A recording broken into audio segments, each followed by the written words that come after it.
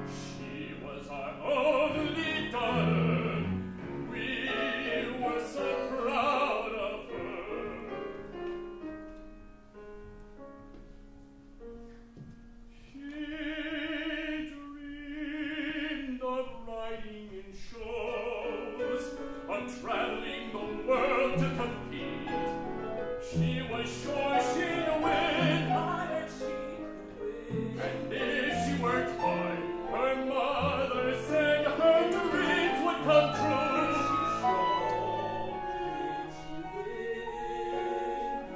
She was only 13, the point where the world is real, but still has room for dreams. She was only 13, the point where the world is real, but has room for dreams. Where's she now? Your daughter. Is she still ready?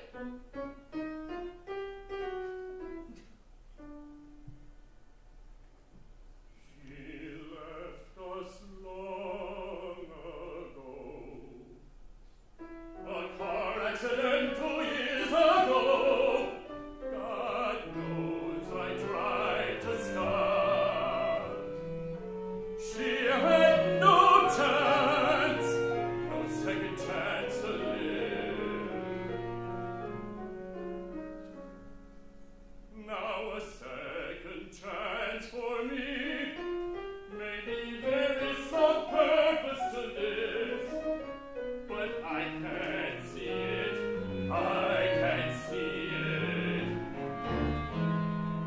I'm scared, scared of what's happening to me.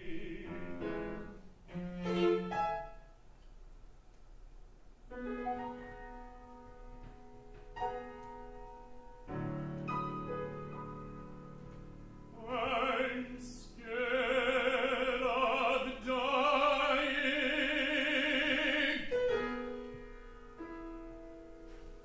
and I'm scared of living.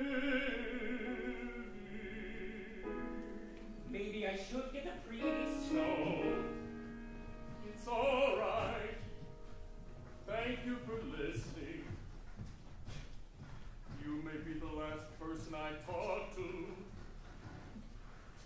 I needed to share that with someone. I needed to share that with someone. Sorry to interrupt. I'm here to take your vitals. Are you ready now? No. What good does that do?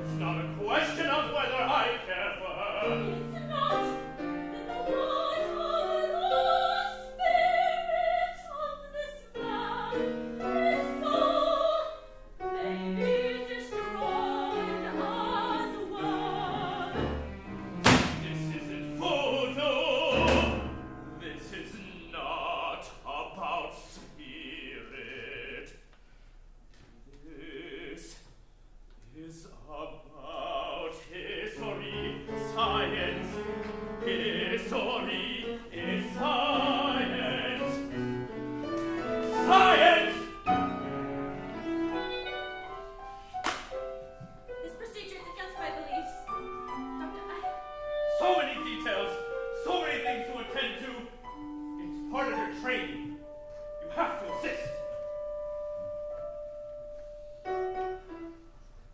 will try as far as I am able. Doctor, when you get in the lab, You will help me, won't you? I will do my best. So, what brings you here? The doctor asked me to come. I didn't ask him to do that. I know. Why did you tell me you were so sick? You've been gone almost 2 years. This hasn't been easy for me. Well, it hasn't been easy for me either. Since the accident.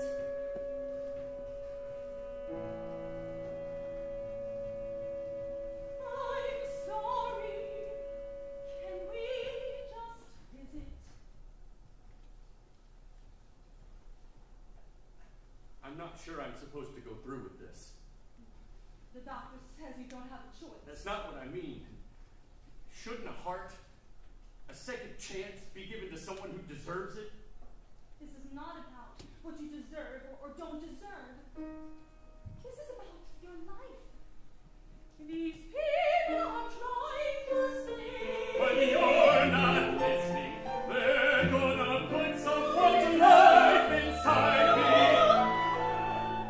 Just a child. I'm an old man and a bitter man. I don't deserve someone's heart. What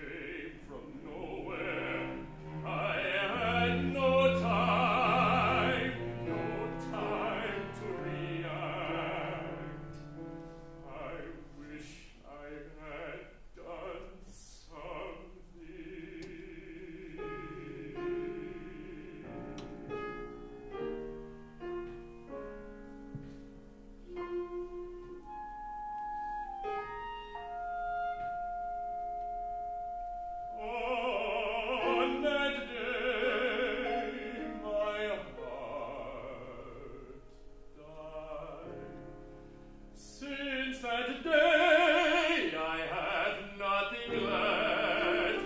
When you're a man who has nothing, there's nothing you can give.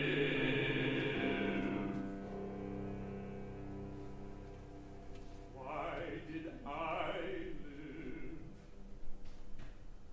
Why should I live or keep living?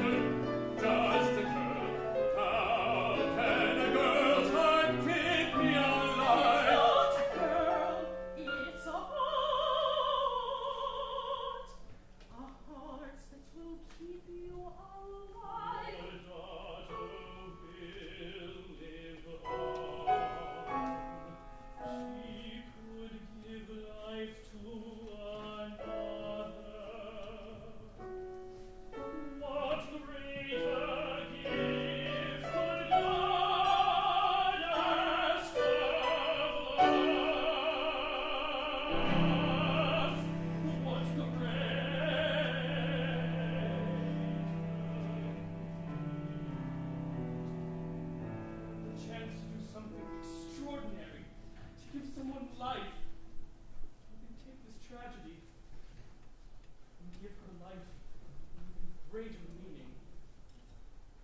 You can give life.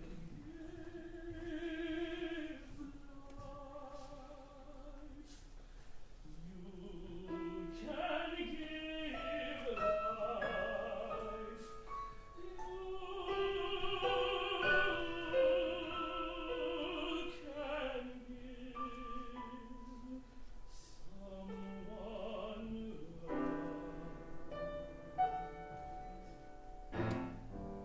Leave me for a few minutes, Father.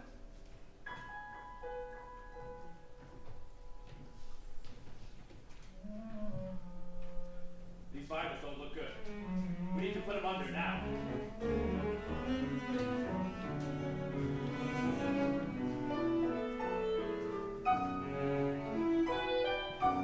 There. Doctor, I need to know more. This is a straightforward procedure. It's not that. I need to know more about this girl. Well, she was in a tragic car accident. A young girl from Paris, Texas.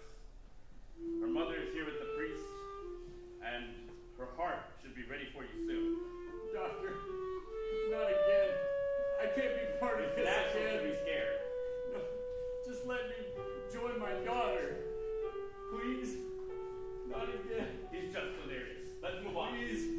Just let me join my daughter. Please. Please. Just let me join my daughter. Have you made up your mind? I'm afraid, Father. Afraid of being alone. Would you like to have a picture? Yes.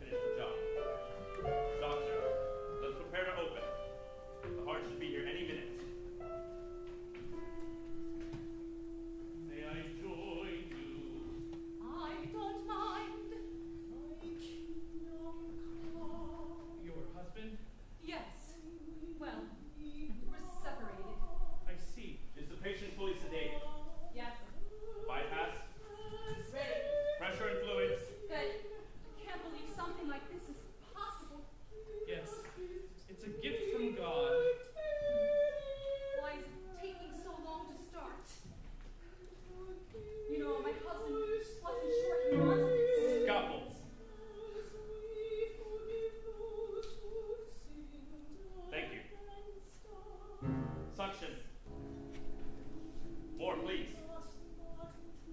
Bovie, please. Soft. Are you religious? What does God have to do with this?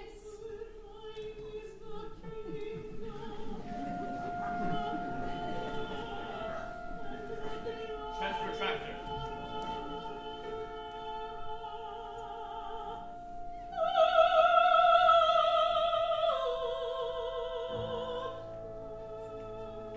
God is in all things, isn't he? I suppose so. It's just hard to imagine. Would he let us attempt such a thing unless he wanted us to? I don't know.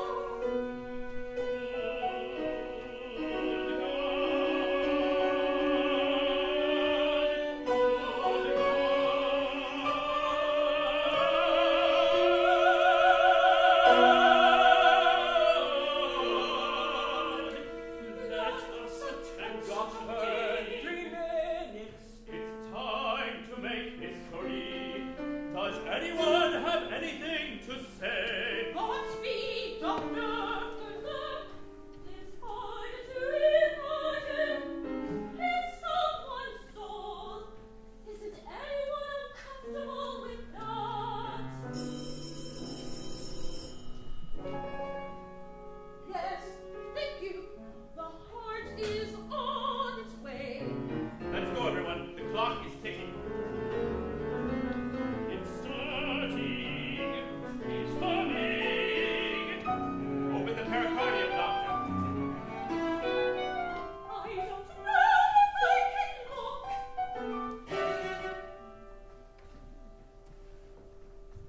Just as I thought. The left ventricle is practically dead. Doctor! This is it. Our time is here. Let's move quickly. Yes, Doctor. Grab the bypass machine.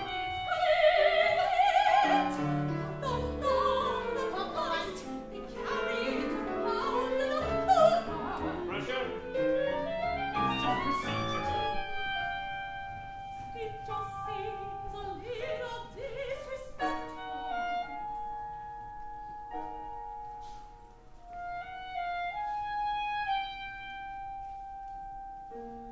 It looks unlifeless. So Science tells us it's only muscles and tissue, but it's so much more, isn't it? Now, for those of you here to learn, this is like any other standard bypass procedure. Pressure? Still holding. Start cooling, Doctor. Yes, up on the green. Hemostat? Okay. We bypass the blood flow. We're ready to remove the heart.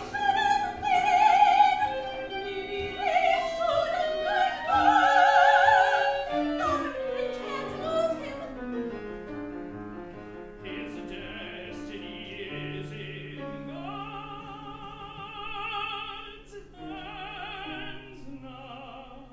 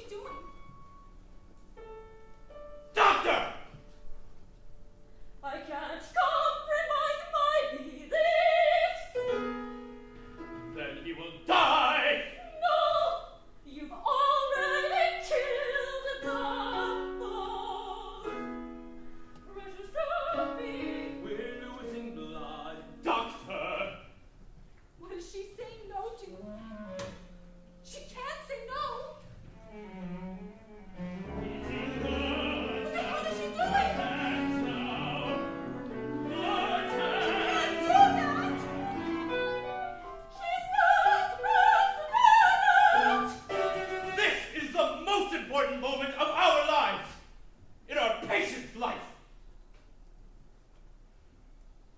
I'll do it myself. What is happening? She stepped aside. Can she do that? Is he gonna do this alone? Can he do that? Father, oh Father, Our prayers are all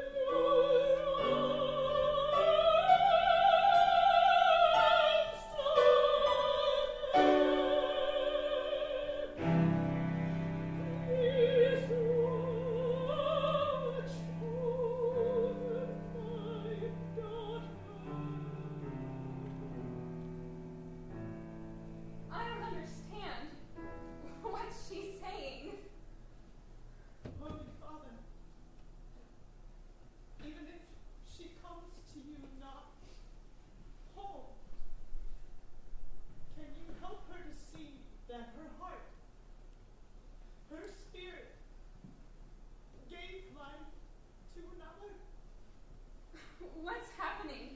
Her heart gave life to another. Why is she saying that? I think I'm supposed to receive your heart. I'm going to give you my heart? I'm sick. The doctor said this was my only hope. I didn't ask for this. Oh my God! No! Mother, talk to me! I'm right here with you! I can hear you! I'm right here! We have to go! It's time to go! I'm ready! I'm ready! Here!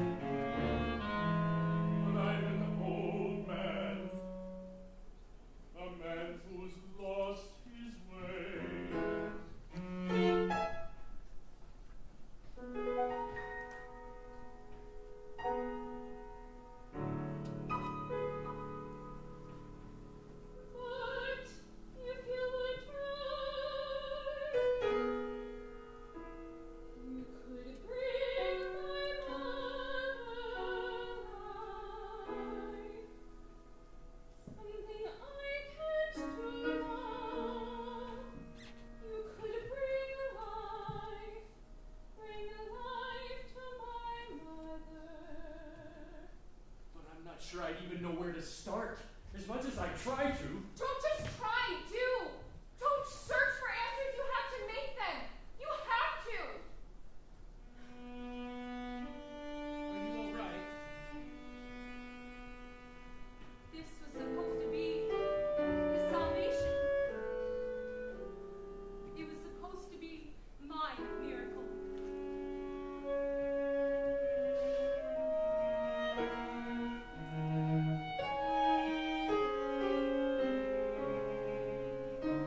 Maybe it's not going so well. Wait!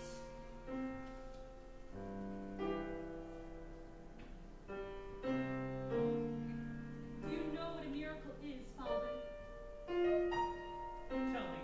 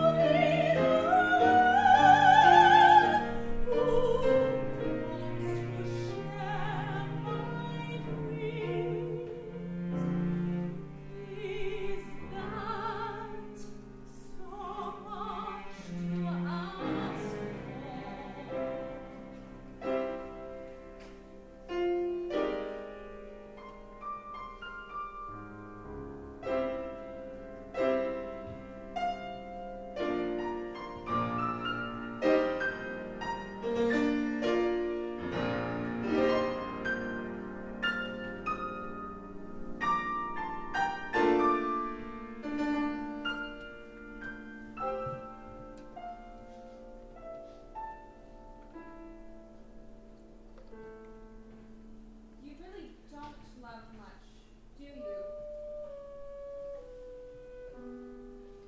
Maybe even less than I thought. You still could do those things, you know. I know, Father. But would it mean anything without him?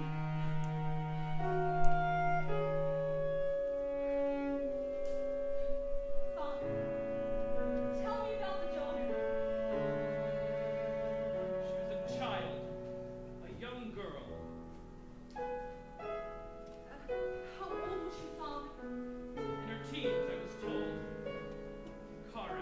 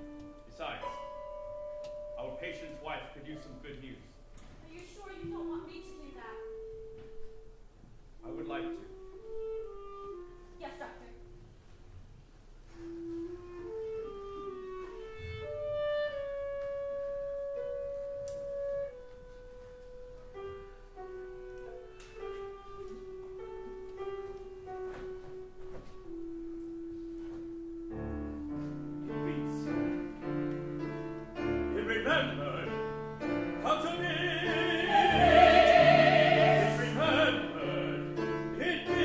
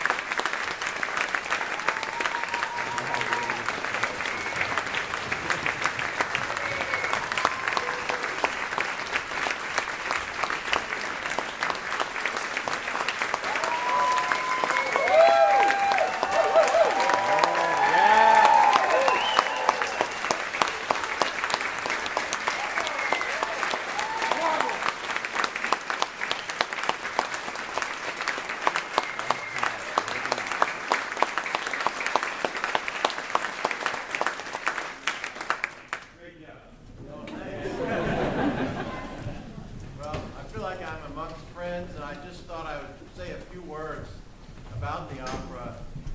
You know, all of these stories, though they may seem unbelievable to you, all came from real accounts of patients, of donors' families, from physicians, from people studying here, from abroad.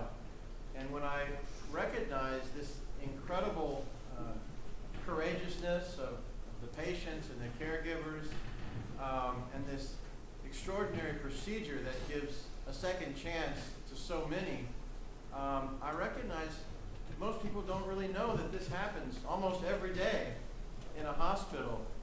And though at first I was looked at rather strangely when I said, this has everything an opera would need, it really does. And it's very unique to Houston, and it's a story that I think can really inspire and educate, addresses ethical decisions that's very relevant.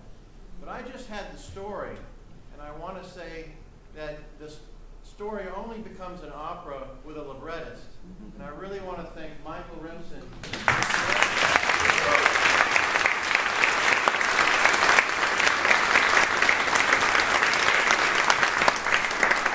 All of the words you heard, the scene, the sets, and the timing, Michael did a fantastic job of translating that story.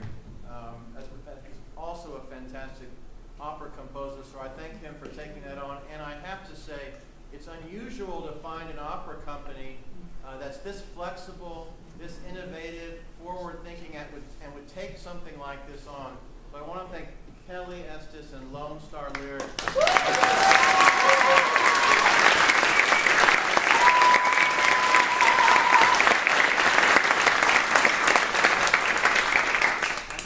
He probably has 4 hands, but it's just 2 hands for the music director, Rob Hunt.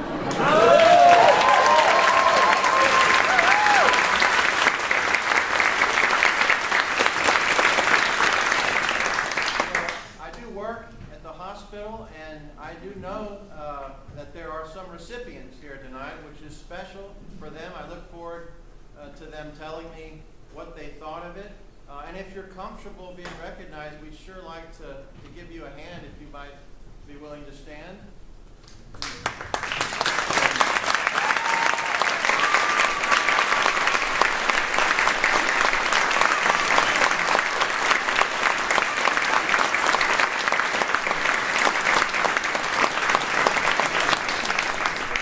I know so many of you. I want to thank you for coming. There's family and friends, not just from Houston region. You've come in from all around, relatives. I do want to give a special thank you to my extraordinary wife, Jennifer Frazier.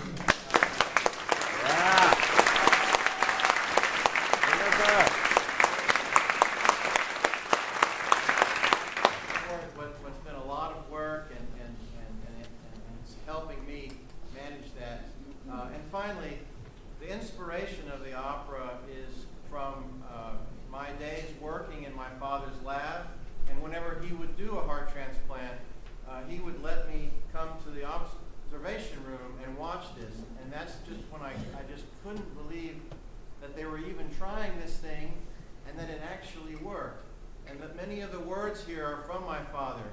I said, well, how do you know it's going to start to beat? He said, well, we don't know, but it tends to remember how to beat, which is just an extraordinary thing. And so I want to end with thanking the inspiration for this piece and the life of the piece beyond this, my father, Dr.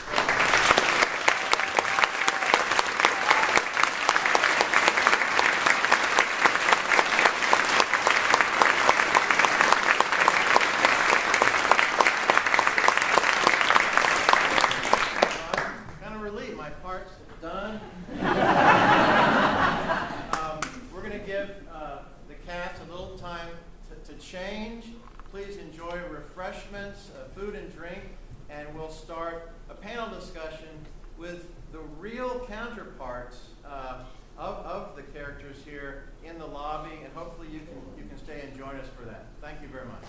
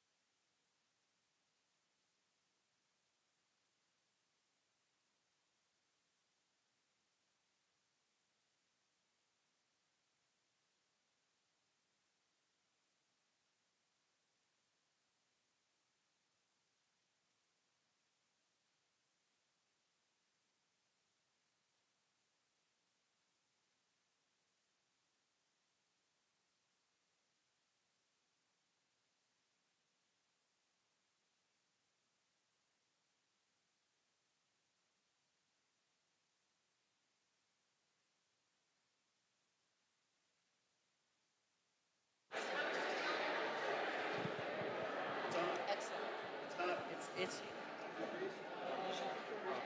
Do you want me to? Do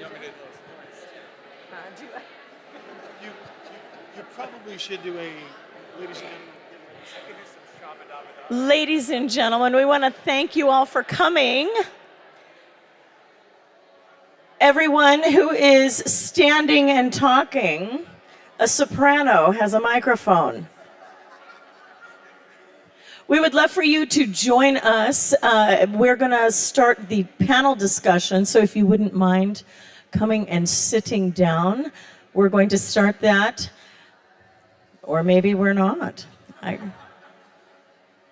can tell a few jokes, but I'm not sure they're appropriate for this crowd. So if you wouldn't mind gathering and sitting down, we're going to start the discussion. Thank you so much. Okay. Well, good afternoon, everyone. I'm Joe Rogers. I'm a cardiologist at the Texas Heart Institute, and I'm the president and CEO at THI. I'm also a transplant physician. And I'm joined on the stage today by two really important individuals, and I think who can add some flavor to the production that we've just seen. And I'll introduce them in just a second, but before I introduce the panel, I just wanted to acknowledge the incredible performance that we just saw. And I want to just call out Todd and Michael and the cast and crew.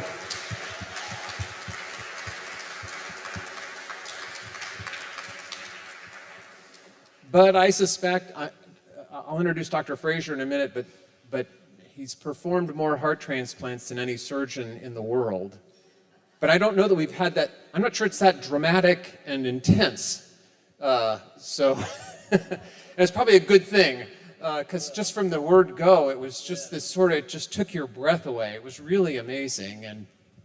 But let me introduce Dr. Bud Frazier, who is a cardiac surgeon. And Bud, I'll just maybe turn this to you to say a couple of words of introduction, and then we'll introduce Allie. Well, I think transplantation was a big advance in medicine. And one reason I got into it, because I went to Baylor, and mainly because my girlfriend at the time lived in Houston, and she's my wife now, fortunately. And in Baylor, you know, nearly everything in life is serendipitous. And Baylor had 70 students at that time. Now they've got 150 of it. But we all had to do a research project every year. And I was an English history major. I was never that interested in science to start with, because it doesn't have a lot to do with medicine, it turns out. But it is something that I think is an honorable calling. You know, you don't have to beat anybody, you don't have to cheat, lie, or steal, and you can just take care of the sick, which is it's still a wonderful calling. But we had to have a title for our research paper by November the 1st. Of our freshman year. And it was October the 30th. And one of my classmates and fraternity brothers at Texas, Frank Polk, came up to me. I was waiting for the elevator, I remember. Frank came up to me and he said, "What are you doing for your research paper?" He was a very hardcore science guy. I said, "You know, I've got another day. I hadn't thought about it, you know." And he said, "I knew you wouldn't have done anything, so I signed you up to work on a total artificial heart development with Dr. Leota, who actually was the developer, and Dr. DeVakey. So don't do anything, just show up in the lab next Tuesday." So that's how I got in. That was, you know, not years of thought and deliberation, and then Frank, it turned out, had a little intentional tremor And he didn't think he would ever be a good surgeon. He probably would have been, but he couldn't sew very well. So you still have to sew pretty well to do this thing. And so he quit after the first year, and it was just me with Leota and DeBakey. And DeBakey is pretty tough. There's hardly anybody tougher than Dr. DeBakey, but I learned a lot from him, and I continued to work every year in my on these pumps. And I went to an internship, a surgical internship under Dr. Bakey. And we were drafted, this was Vietnam War times. The doctors were drafted. Nobody else was. If they were in school, you didn't have to go. But I was drafted, and I was in an assault helicopter company in Vietnam, and we were in constant combat, and I went on every combat mission. And I came back, and I didn't think I didn't know what I was going to do.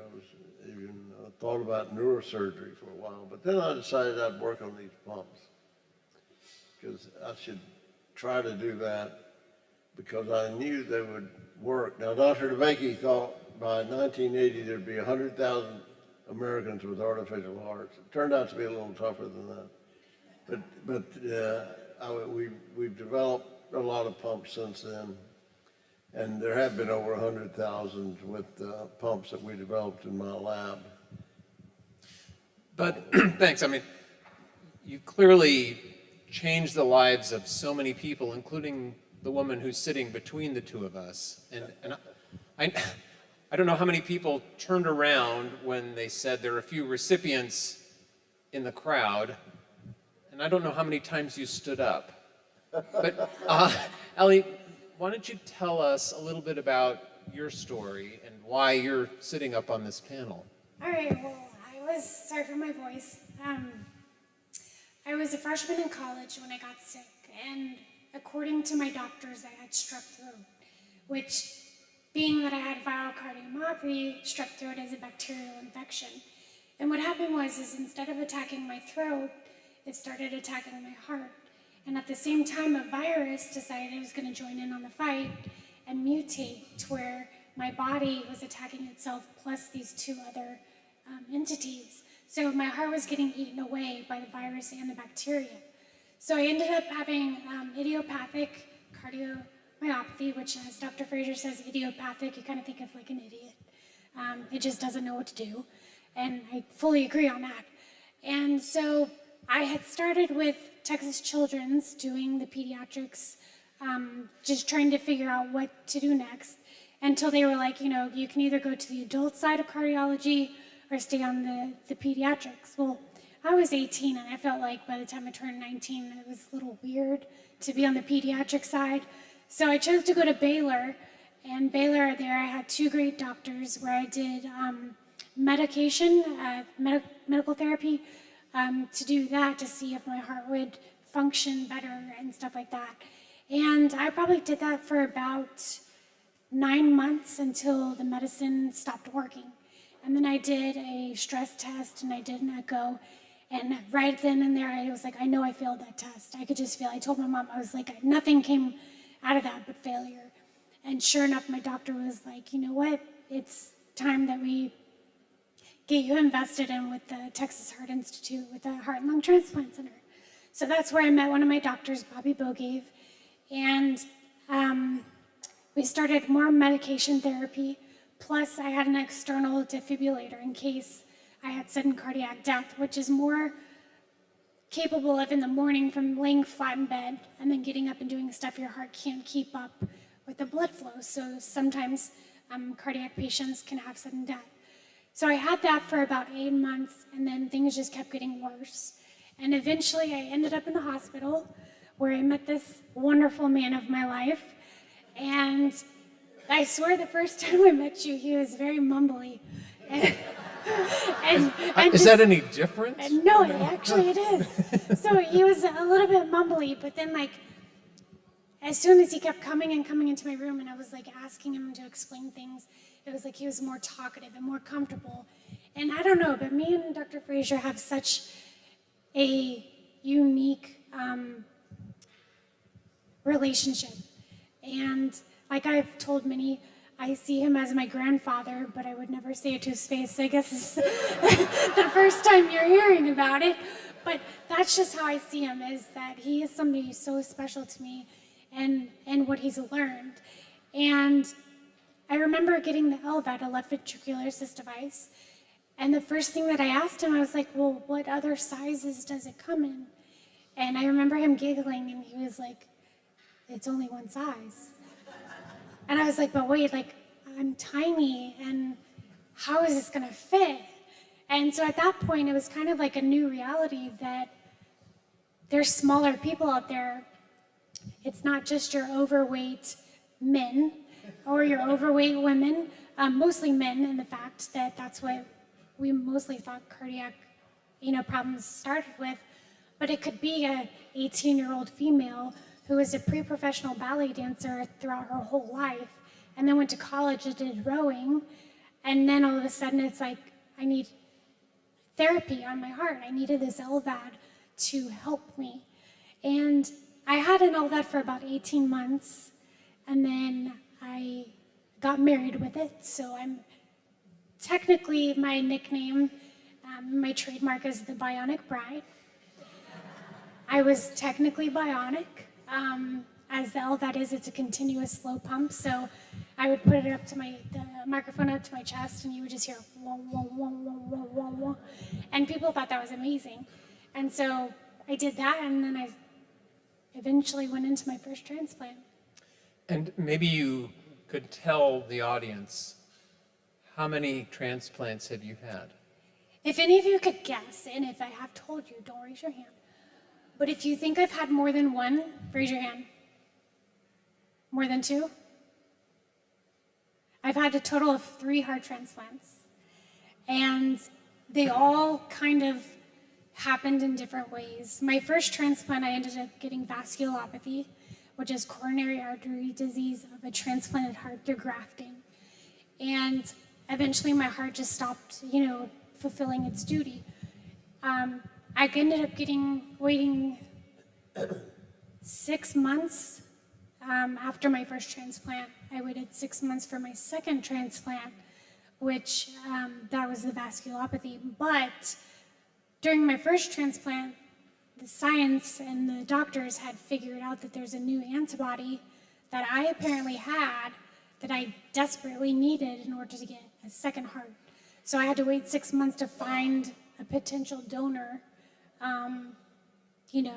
that would match, because we had to have that antibody for my body. My second transplant, I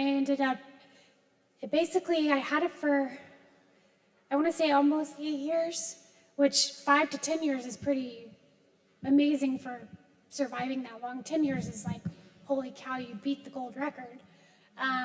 And that heart just kind of like got tired. It just wasn't working. I started holding on to fluid. My belly would get really big. And I was in the hospital for this past time, 257 days, waiting on a heart transplant. And again, there was another antibody that we found that I needed, so I had to wait and find a potential donor. But finding a donor for somebody for the third heart transplant is very, very unheard of. The most shocking thing to this day is I have a friend who also got her third heart transplant at Texas Children's. We randomly work together, and we live in the same city. And we got our transplants in the same city, hospitals across the street from each other. If that's not like crazy or like, holy cow, like I don't know what is. So, and just one other sort of piece of information, and then I want to ask you a couple of other questions about the performance, but maybe you could tell this group the date of your third transplant. So my last transplant was actually 2003 in August. So I will be 2023, sorry. So not even a year ago, right? Dates, they all get all jumbled. Thanks, Mom. So August of last year, and it's July coming Monday. Yeah. So I'm almost, not even a year, but I'm almost at a year in August. And I've been doing some of the most tremendous things I ever thought I would. I got my first job at 36 years old, working for an amazing company. I am exercising, doing Pilates when I can. I'm fishing, I'm hunting, I'm back to my life. And I got out of the hospital October 16th of 2023. I drove my tushy home to my husband October 31st. I was like, Mom, I'm ready to go. I gotta leave the nest. And she was like, all right, be careful. And now it's just I come in twice a month, one for clinic and one for a transfusion to kind of help my antibodies settle down. But I wouldn't choose it any other way. Kelly, brilliant. Thank you.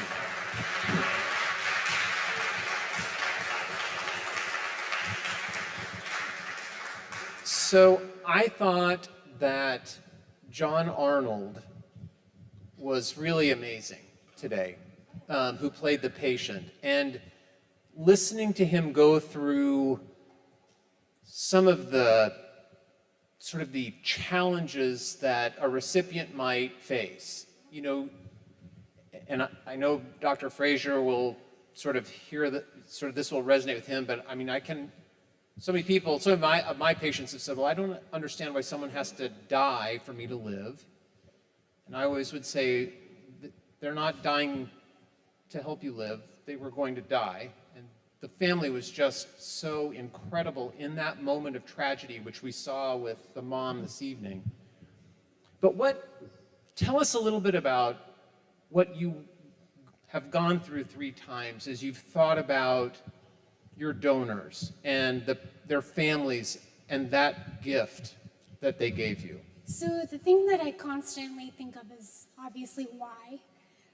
Why did it have to happen? Why me? And there's never going to be an answer because that's not God's job to answer you as to give you an explanation of why you're here. You're here because He put you here. That's my belief, and the things that happen are just meant to happen. So when I actually found out that my first donor was a 13-year-old female, and she had asthma really bad. And according to her grandmother, when I finally met them, she was like, she passed away from an asthma attack, but I reminded her a week before the nasty winter storm of 2012 in February that she needed to have her inhaler. And she's like, oh, Mom, I have it, but if God wants to take me, God will take me when I'm due. And when her grandmother told me that, I was like, how is that possible that at that moment, things were working up? She was going through her motion of life. I was going through my motion of life. And as the opera, they met together in the middle to translate what was going on. And I still believe that to this day, that each donor, especially my first one, was very close to me because it was my first. And I think the opera portrayed that, honestly, as perfect as possible of the conflict. Now, with the patient, it's normal to have survivor's guilt. And it is in my own words, a horrendous feeling, because you're like, why am I here? Why did they die? Like, why did they have to die? And here I am taking their organ. But it always made me think, okay, was my donor born at that age, at that timeline, to specifically help me out in life? That's the biggest question I always keep asking myself, or were my donors born at specific times of their life to help me and give me life to continue on? And that's something I'll never forget. I love each and every donor that I have. I've been fortunate to meet one family, not the other 2. And I wish I could, but there's always circumstances and the right and wrong ways to go through meeting your donors. And I just have to say I'm very grateful for any donor. Like, I actually want to know how many of you are a part of a donor family. Donor. Sorry, honey. Okay, so nobody, but how many of you are recipients? I know there were a few. Yes, so I'm sure. How many have signed your donor cards? Thank you very much. Thank you, yes, thank you so much. That's the best thing. I still sign my donor card because I'm not even sure if I can still donate. But if science comes to where I can donate something, even though I have all the medication in my body, I wouldn't be that guinea pig that's like, all right, this is the first heart transplant. We're going to donate her organs and see what happens. Like, I'm always willing to be the guinea pig of everything. And Dr. Frazier knows, my whole team knows that, like, if there's something new coming up, like, let me do it. So, Bud, let me say one thing just for this audience. Allie had what we call an idiopathic cardiomyopathy. Idiopathic. It's from the same derivative as the word idiot, because it means we don't have any idea. It just falls on about 50,000 young adults, young 50 and under, every year in the United States. That's the last time I looked at the data, but it was something like that. And it's just something we've always had to deal with. And now we have ways to deal with it, but for years we did not. So, Bud, some of the people in the audience will remember the controversies of the early transplant programs where the surgeons actually were charged for murder because they took hearts. I don't want to necessarily ask you about that, but on transplants 1, 2, 3, 4, what kind of struggles did you have? You know, what we heard this afternoon were the surgeons wondering about taking the soul from someone. And before you answer, let me just tell you that Dr. Frazier is much, much more than a cardiac surgeon. When I first met Dr. Frazier more than 20 years ago, I looked over at a national meeting, and there was a guy sitting in the back of the room with cowboy boots and a hat reading Shakespeare. And I thought, why has he been wasting his time sitting in this conference room? You know, he's just sitting here reading a book. And the speech got over, and Dr. Frazier got up and asked the most incisive question. So he was reading Shakespeare, listening, and sort of processing what was going on. I don't know, you have an amazing ability to multitask in meetings, and I've always admired that about you. All of that to say, I think you might think about this a little bit differently than it just being science. You know, we heard that the surgeon in the opera singing, this is science, and it is, but I want to hear from a surgeon about what are the more kind of personal reflections you have on transplantation. Well, it's not a science, at best it's a soft science still. And as I was discussing earlier, I think one of the things that every community does, and one of the reasons I went into medicine ultimately, was that there's no aggregation of people in the world that doesn't have a medicine man, you know. Whether they did any good or not was irrelevant, but they had to take care of the sick. In our species, we never ignored the sick. And so I think that that certainly played a role in my deciding to go into medicine in the first place. But it's based on science as much as we can. But one of the things I remind the medical students of is the survival rate of lung cancer, for example, is 50%, 5 years, 6 years. Why is it 50%? What happens to the other 50%? We don't know. We don't know. We just keep trying and keep trying. And sooner or later, we may have some positive things happening. The worst thing I ever dealt with as a medical student was the death of these young children with leukemia. And I'll never forget, there's a doctor there named Feldman, who I worked with that took the children. He was working on this little 8-year-old boy, Bobby, and giving him drugs and trying to affect, this was 1965, trying to affect the disease. And of course, he just got sicker and eventually died. But the doctors at Texas Children's formed a committee to stop Feldman from treating leukemic children, because they all died anyway. Why don't you just send them home and give them morphine?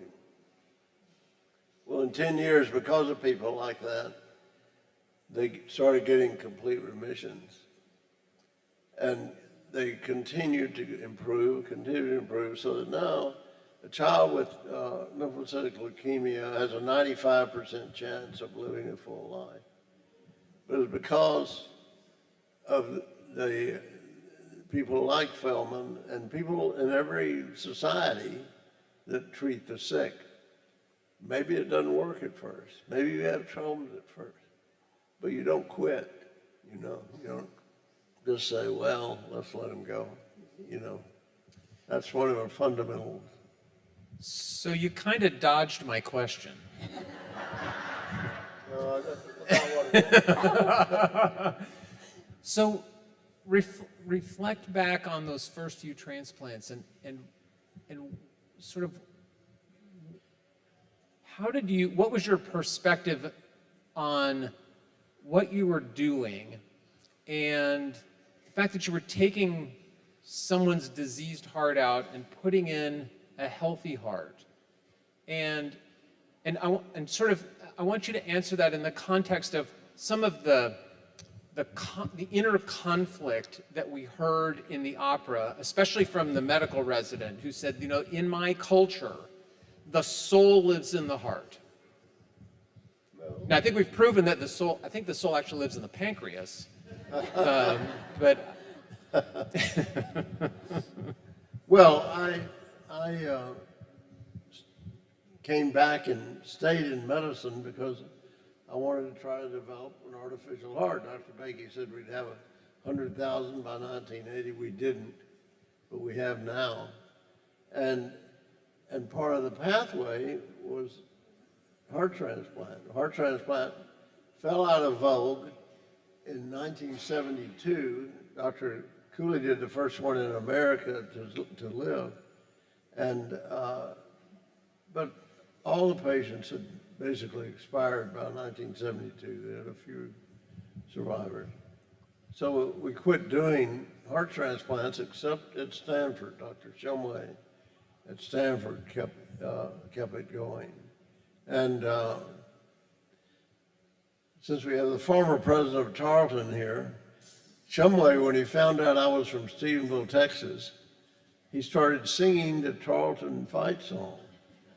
Little town school in Stephenville, where my father taught. And I was amazed, and I said, Dr. Shumway, how do you know that? And he was very esteemed, everybody knew Dr. Shumway. And he said, you know, my whole medical career began in Stephenville at Tarleton. And he was drafted when he was in 1943. There's the idea of going to World War II. They thought it would last till 1950. And Shumway spent most of his time chasing the girls around town. He was always drinking and getting in trouble. And he got called to see the colonel who was in charge of this one day. And the colonel called him in there, and Shumway thought, well, he's really got in trouble now. He's going to lock me up or something. And the colonel actually hesitated. He didn't really know what he was going to say, but he finally said, you know, Shumway, you've taken this, what was it, the professional exam, what was it? Oh, like the boards? No, it was the MCAT? No, it was the exam Anybody we have all any other took in my guesses? age that determined your appropriateness for whatever profession it was.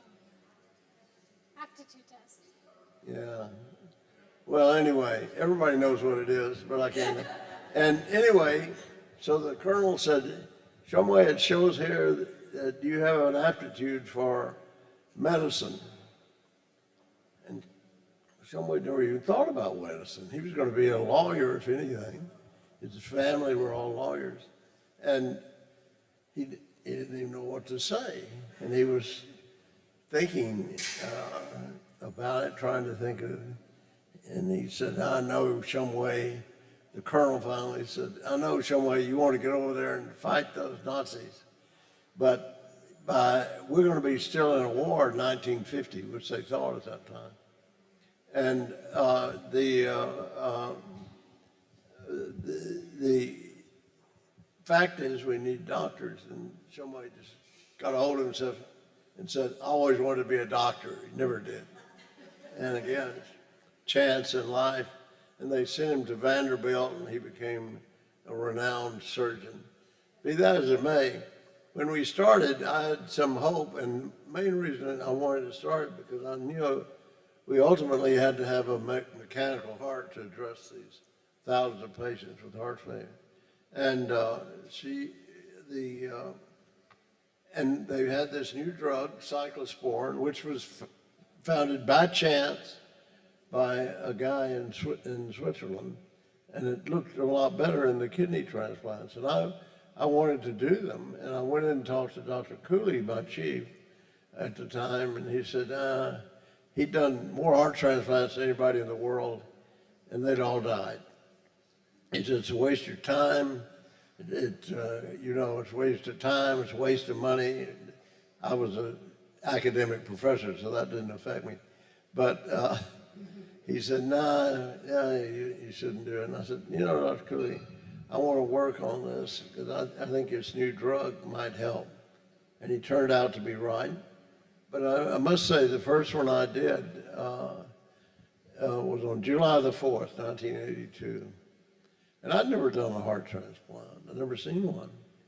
And so Cooley said he'd help me with the first one by then. And we called him, and he'd been at a party. He wasn't happy about being there. And he got a little foggy. Cooley's the best surgeon in the world. I mean, people didn't come to Houston for the weather or the beach, They came here because he was the best heart surgeon who'll ever live. But he was grumpy, which was unusual for him. And he started sewing the thing. And one of my associates who was back, older than I was, but so I was the youngest one, but he said, Dr. Cooley, you're sewing the right atrium to the left atrium. I knew something was wrong. And he looked down and said, yeah. See, Bud, how easy it is to do that? You just got to get it lined upright and sew. And so and it worked. And that patient lived 2.5 years.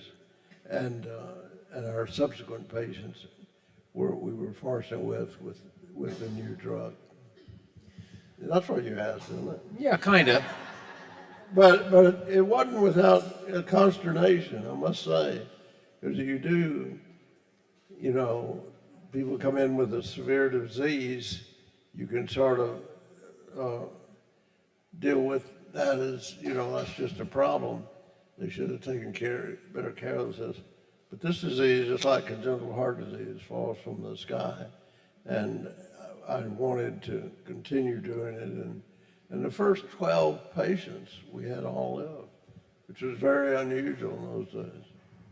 So that gave me a lot of impetus to continue.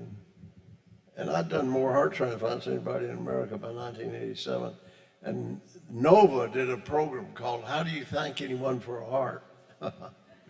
And you can find that on Nova on the TV, and it was really about my program. So I want to be respectful of the audience's time.